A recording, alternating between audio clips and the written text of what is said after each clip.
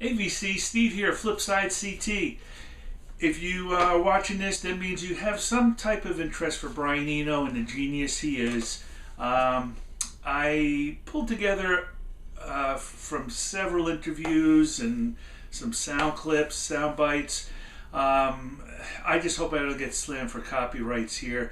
The intention is just information to share his work. I encourage people to check out interviews on YouTube and get some more detail. These are just little short pieces, just a little bit about not some little non sequiturs of information. Talking about Roxy and solo work. I'm not going through everything about him. Just as sort of a little montage type clip for it. So I hope you enjoy it, and thank you. Everything good proceeds from enthusiasm. The sense of, I really want to know how this turns out, will drive you on through many, many long nights of no results. Whereas the feeling of, I think I ought to do this, dries up very quickly. The big mistake is to wait for inspiration. It won't come looking for you. It's not so much creating something, I think, it's noticing when something is starting to happen, and noticing it and then building on it and saying, okay, that's new. That hasn't happened before. What does it mean? Where can I go with it?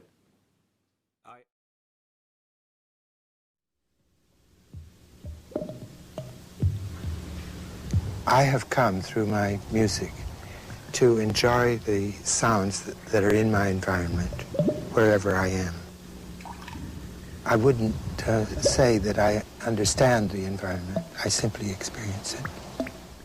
Preparing the piano, according to Mr. Cage's instructions, with objects such as screws, bolts, little strips of rubber inserted between the strings in order to change the sound of the strings.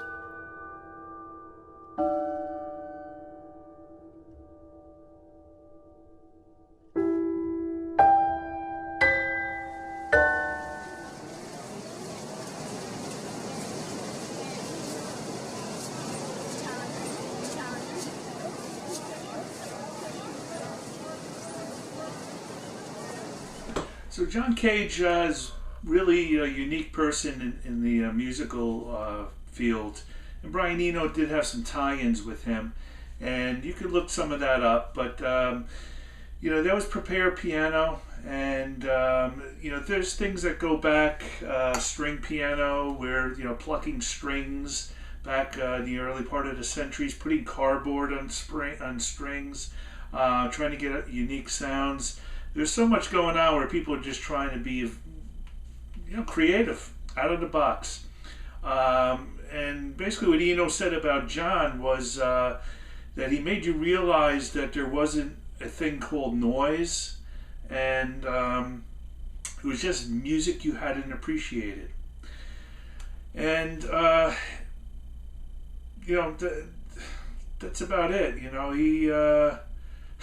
very interesting guy, and 433 was really interesting, and allowing the audience to be the music and noise and information, and that was the point. So a little bit out there, but just fun and interesting.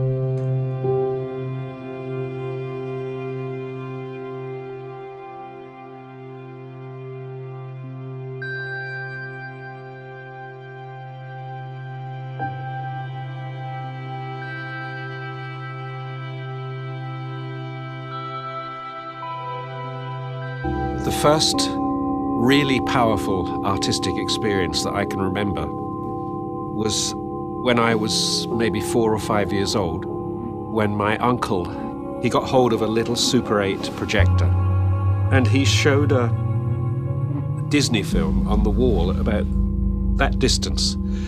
So the picture was only about that big, but it was intensely bright. And I remembered this experience so strongly, the brightness and the vivacity of that colour. This thing was pinks and blues and yellows, fabulous colours. And I can certainly remember always thinking that I wanted to recreate that pure, visceral sensation of light. So Brian grew up in England, of course, in Woodbridge, Suffolk, on the eastern side, near the water. And his father and grandfathers were postal men, carriers in the post office. But also, I believe it was his grandfather who was very handy and loved tinkering with hurdy-gurdy machines, the cathedral organs, and he would fool around and make his own things and work with these mechanical pieces. So there was some tie-in here, some genetic things passed on. And so they lived on the East Coast, which was happens to be near an American naval base. So you think about the naval base, around that times, the 40s, 50s. They had the music, and they had their pubs there. So they brought over the doo-wop music and some vocals. So Brian got turned on to this American music pretty early, and he did talk about the doo-wop and how it really influenced him. And there's a particular song like this one that he actually mentioned that he really liked.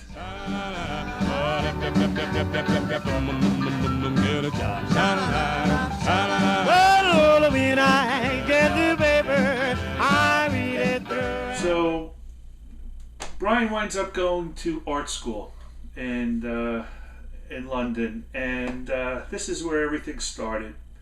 And we go into Roxy music from there, and we'll go into the solo work. I'm not going to tap into a lot of the details here on everything, so I know I'm missing certain pieces, but they'll give you a good idea. So let's sit back and check this out. So I went to art school, because art school, 3 years at art school was better than having a job. And it wasn't so much because I wanted to become an artist, it was because I didn't want to become an ordinary person doing the kind of job my father did, where he would come home at night so tired that he would fall asleep over his dinner. First of all, Roxy music was really an aberration in my life. It was not like anything else I've ever done before or since, in that, I came out of art school excited about rock music, because that seemed to be the place at the end of the 60s where things were happening, much more than painting. Painting was just, if you remember, was just moving into being conceptual art then, and involved more and more removal from the sensual aspects of work. And rock music was coming to life, and a lot of young artists were moving into it. Pete Townsend was a good example. John Lennon, So that seemed to be the place where you could be an artist in an exciting new way. If you hadn't bumped into Andy Mackay, where would you have ended up? Well, I often think about this, because this particular meeting with Andy was really one of those little moments where your life can take two completely different directions. I remember, I was the Bakerloo line, by the way. Yeah, the train pulled in, and I had a choice of going into that carriage or that one, and I chose the one to the left, and that's how I joined a band. Now, I had been playing music before then, but I never expected to make a living from it. I was sort of imagining that I would probably end up teaching art, and I think that's probably what I would have done had I got into the right-hand carriage instead of the left-hand one. That would have been a tremendous loss. So Andy Mackay and Brian Ferry were the ones who started Roxy Music. Andy Mackay was the saxophone player. He played some keyboards too. He had a synthesizer, and he knew Brian. So you heard the story how this coincidentally they met, and he said, "Why don't you join us?" Because Brian was able to offer his tape recording skills, which he was really into, and just be able to record demos for them. Just a little trivia here. Brian Ferry actually did audition for King Crimson, and King Crimson actually wanted a singing bass player, so that's what happened there. So Brian started dibbling and dabbling with the synthesizer, and just everything just sort of grew and blossomed from there. And, you know, got their band together. A few people came in, came out. The guitarists, etc. I'm not going to go into too much details, but Brian wound up playing for the first 2 albums only. But they did tour in America, and Brian hated touring, just hated it. He loved to dress up. He loved the attention he got, and all the perks of being a rock and roll star, but he hated the touring. So you'll hear a story about why he left, and he basically started going different ways than where Brian Ferry wanted to go. The experimentation, the creativity, the living on the edge was not the direction that Brian wanted, and I should say Brian Ferry wanted. But Brian Eno still wanted to go on and be more creative. And in initial Roxy music shows, Brian wasn't even on stage. He was at the back of the hall at the mixing desk with his tape recorders and delay units, etc., feeding the guitar, the saxophone, sometimes the Brian Ferry's keyboard, sometimes even the vocal, through these tape recorders to create 2 signals. So you got the signal of the actual instrument, but then you also had the affected signal. And he would then mix at the mixing desk between these 2, so that you could turn, an ordinary-ish guitar chord into something very, very strange, something that reverberated and repeated, and had a completely different character. So much so that some of the, Phil Manzanera and Andy Mackay, rather ruefully noted that sometimes they'd hit a chord or a note and they wouldn't hear it back for some 10 seconds or something because it had been taking so long to go through Brian's various systems. Slide on, break on. It flies off blue jeans. You know what I mean. Do the same.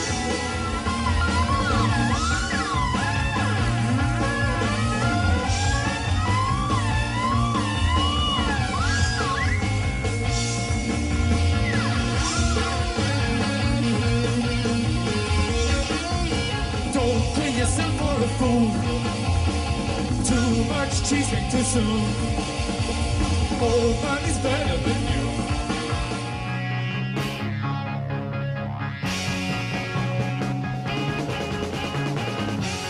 Far beyond the pale horizon, someplace near the desert strand, where my Studebaker takes me. And the rock star part, though I enjoyed it for a couple of years and made the best of it, I was very, very glad to get out of that. And particularly glad because the last year I was in Roxy Music, we toured for 10 months. And I can't remember in that 1 year having a single thought of any interest whatsoever. And it came to a head when we were performing once some big show somewhere, and I used to do backing vocals on some of the songs. I was standing at the front of the stage singing, and I realized that what I was thinking about was my laundry. And I thought, this really isn't what I want to be doing for a living. If I'm going to be so uninvolved in the thing as this. And so I left and was very glad to have left, and have pretty much enjoyed myself ever since,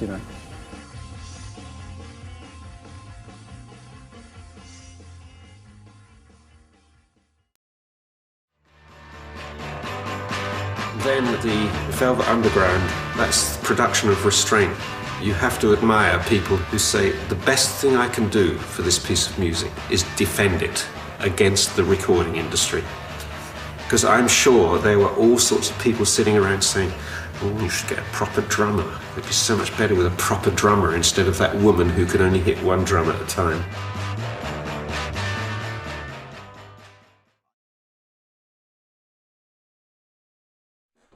So Brian was happy as a pig in poop, and loved the direction he was going to be going in, and did collaborations and worked with other folks, and was in the right mindset and was creative.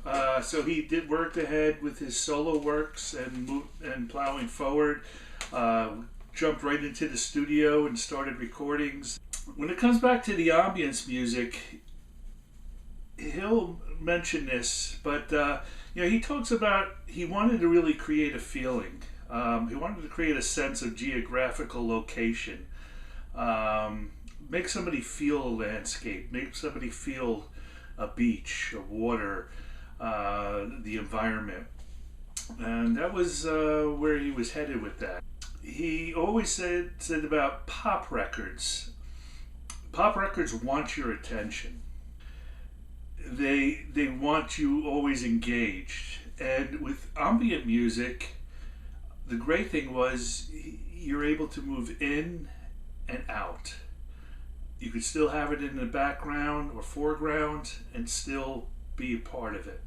He collected records, and he noticed when he played his records and the music, the current music, he noticed his moods constantly changed.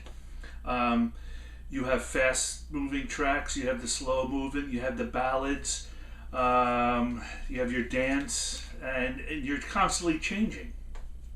So he didn't want his mood to be changed. He wanted to keep it, just smooth plateau, a steady rhythm. He wanted to think about like slow classical music, slow-moving classical. Also, there was one time where he, in 1975, he was injured by he got hit by a taxi, and he spent a lot of time in bed. And somebody gave him a record of a harp playing, and he one time was alone, and it was cold and rainy out, and he put the song on, the record on, and he crawled back into bed. And he realized that the record was playing really low, and he thought he couldn't get up to change it, but he left it at that volume, and he started thinking about that also with the ambience, how it was in the background. He couldn't decipher what it really was, but it was just part of the environment that he was in. Is pretending to be me. The fifth wears a back and never turns his back, and the sixth never shows his eyes. But the seventh, the fifth is so tall and slim, you should have never been with those guys.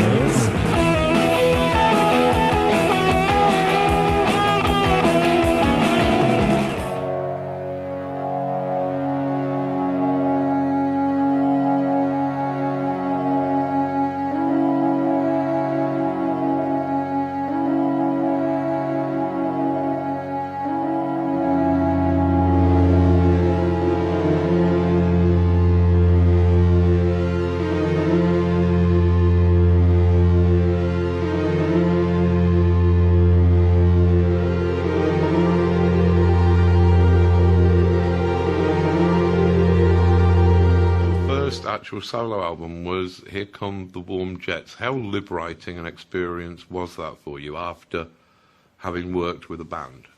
Oh, it was fantastic. I did it very quickly. It was just a burst of energy that came out. I don't remember, for example, ever stopping to write lyrics.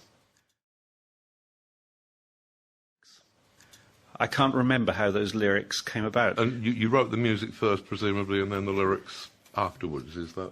I can't remember. I honestly can't remember how a lot of those things came about. They happened so quickly. I know, for example, with a song called Babies on Fire, and the title for that was the first thing that came along. And so then I wrote a song to justify the title. Mm-hmm. Mm-hmm. Is it right that that was written on the actual day that you left Roxy music, or is that just apocryphal? No, I think that's true, actually. Yeah. I was very, very high with the thought that I could now do anything I wanted. What I mostly wanted to do was to expose a lot of music that I didn't think many other people had heard, and I was particularly interested in the English experimental music scene. So I then started...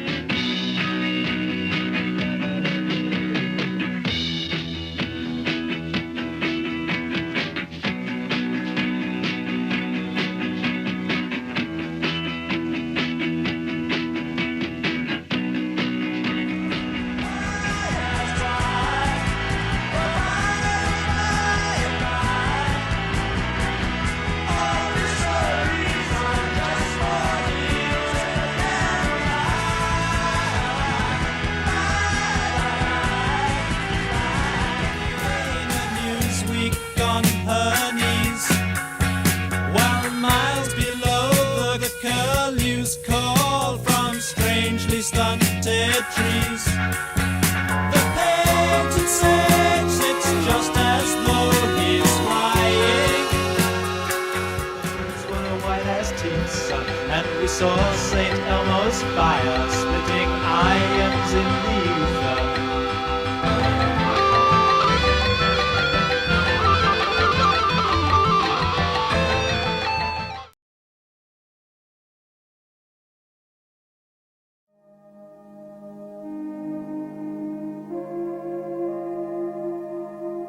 Two distinct melodies are programmed into a synthesizer with a digital recall system.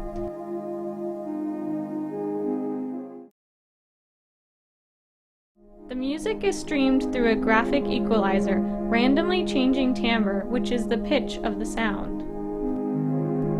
It then travels through an echo unit, adding echo to the music. It was like having a formula ready-made there, if you could read it. And ambient music was certainly like that, you know, all the signs were in the air.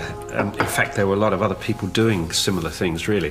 I just gave it a name. To me, as if from a distance, and I reply with impressions chosen from another time,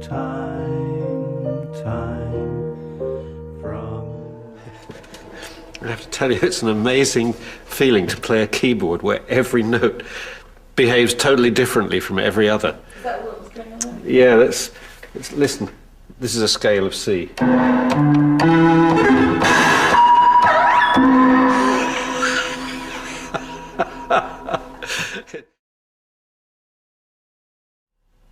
So let's play sort of Louie Louie.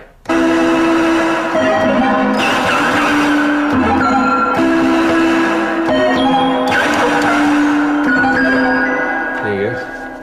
That's what I call music. Eno's commissioned to come up with a 3.4 second intro for this. When Eno was sitting one time in Cologne airport in Germany, beautiful architecture, natural lighting, and he noticed pop music playing.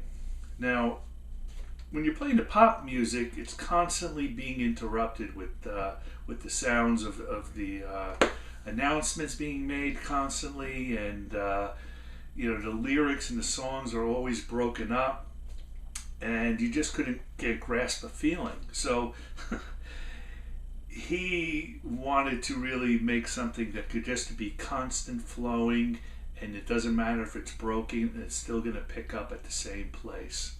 So hence where he comes in with music for airports. I always like that thing you say about music for airports, that everyone else was making all that noise, and there you were, you know, making this beauty and making this very still music that had taken everything out, and elsewhere everyone was getting very worked up about other things. That's a form of innovation, just to leave certain things out. Like to leave out, you know, one of the innovations of ambient music was leaving out the idea that there should be a melody, or words, or a beat. Track 2 of that. So this piece is actually a very, very simple piece of music. I think there are 5 or 6 R's in it, and each one is a loop. And each loop is of a different and incommensurable length, so that they're constantly clustering together in different ways. That's all that's going on. It's very, very simple.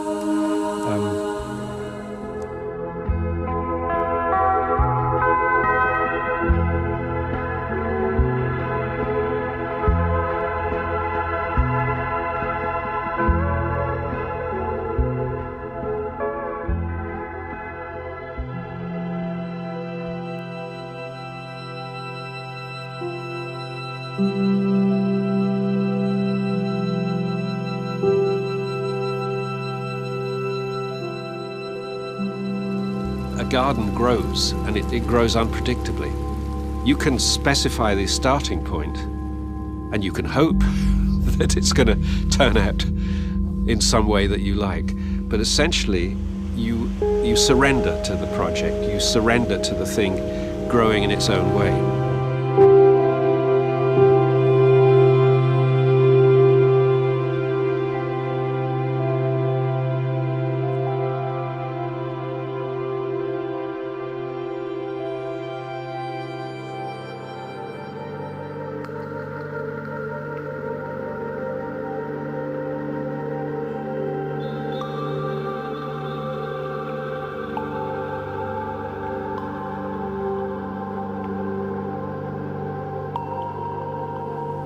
Where is culture at the moment? You know, is it still in the hands of a few people who make expensive objects, and for a few other people, or is it in the hands also of people who make things for millions and millions of people? Where is our culture now being generated?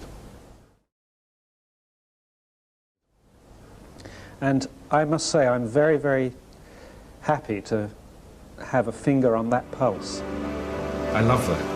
A piece of music becomes real for me when it seems to become a place, you know, when I can sort of feel what the temperature would be and what the light that would go with it would be and what colours. I just started making music deliberately to create a more desirable reality. I do feel immense joy when I finish something. For about at least 30 minutes I feel wonderful. Then I get back to worrying again about the next thing. It wasn't really until video became possible, realizing that on a surface that big, you can have precise control of every pixel of light. Now, that had never been possible before. So I started making videos that were just about light.